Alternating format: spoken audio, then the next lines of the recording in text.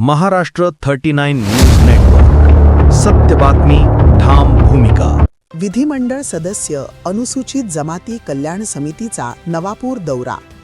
शासकीय आश्रमशाळेत मृत्यू प्रकरणी चौकशीला वेग, कुटुंबियांना दिलासा. जर कोणाला विचारून किंवा तो मारहाण करतो ठीक आहे, तो स्ट्रिक्ट असला पाहिजे हे आपल्याला मान्य आहे, स्ट्रिक्ट असला पाहिजे. परंतु कोणा जीव जाईल असं काही कृत्य करता कामा नाही. त्याने अधीक्षकाने डिसिप्लिन लावण्यासाठी स्ट्रिक्ट असलं पाहिजे, पण कोणाचा गरीब कोणाचा जीव जाईल असं काही केलं नाही पाहिजे असं अपेक्षित आहे. बंधारे आश्रमशाळेतील घटनेची गंभीर दखल. सोनखडका येथे कुटुंबियांची भेट. आर्थिक मदत जाहीर. योजनांच्या अंमलबजावणीत त्रुटींवर बोट. नवापूर तालुक्यातील बंधारे येथील शासकीय निवासी आश्रमशाळेत विद्यार्थ्याच्या मृत्यूच्या घटनेने संपूर्ण परिसरात खळबळ उडाली असून या प्रकरणाची गांभीर्याने दखल घेत अनुसूचित जमाती कल्याण समिती महाराष्ट्र राज्याने थेट सोनखडका गावात जाऊन मृत विद्यार्थी ब्रायन राहुल गावित यांच्या कुटुंबियांची भेट घेतली. या भेटीत समितीने घटनेची सखोल माहिती जाणून घेत कुटुंबियांना धीर देत न्याय मिळवून देण्याचे ठोस आश्वासन दिले. समितीचे अध्यक्ष आमदार दौलतराव दरोडा, आमदार राजेश पाडवी, आमदार हिरामण खोसकर आणि आमदार मंजुळा गावित यांच्या उपस्थितीत ब्रायनचे आईवडील तसेच मोठा भाऊ स्टीव्हन यांच्याशी संवाद साधण्यात आला. कुटुंबियांनी घटनेचा संपूर्ण आढावा मांडला.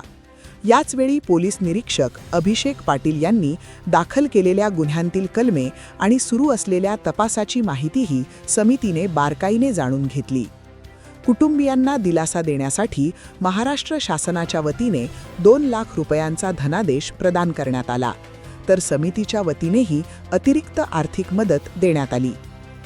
या प्रकरणात दोषींवर कठोर कारवाई करून कुटुंबियांना न्याय मिळवून देण्यात येईल असा ठाम विश्वास समितीने व्यक्त केला. दरम्यान अशा प्रकारच्या दुर्दैवी घटनांची पुनरावृत्ती कोणत्याही आश्रमशाळेत होऊ नये यासाठी संबंधित विभागांना कडक निर्देश देण्यात आले. विद्यार्थ्यांच्या सुरक्षेबाबत कोणतीही तडजोड सहन केली जाणार नाही असा स्पष्ट इशाराही समितीने दिला. याच दौऱ्यात समितीने सोनखडका गावातील विविध शासकीय योजनांचीही पाहणी केली. आदिवासी विकास विभागाअंतर्गत लाभार्थ्यांना देण्यात आलेल्या गायींची तपासणी करत दूध उत्पादनाची माहिती घेतली.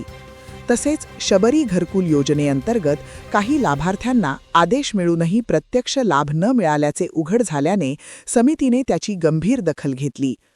लाभार्थ्यांकडून कोणत्याही प्रकारची आर्थिक मागणी झाली आहे का याची चौकशी करत योजनांच्या अंमलबजावणीत पारदर्शकता राखण्याचे निर्देश संबंधित अधिकाऱ्यांना देण्यात आले. या पाहणी दौऱ्यात समिती सदस्य, विविध विभागांचे अधिकारी, तहसीलदार, पोलीस अधिकारी तसेच स्थानिक नागरिक मोठ्या संख्येने उपस्थित होते. महाराष्ट्र 39 न्यूज नेटवर्कसाठी अजय राजपूत, नवापूर.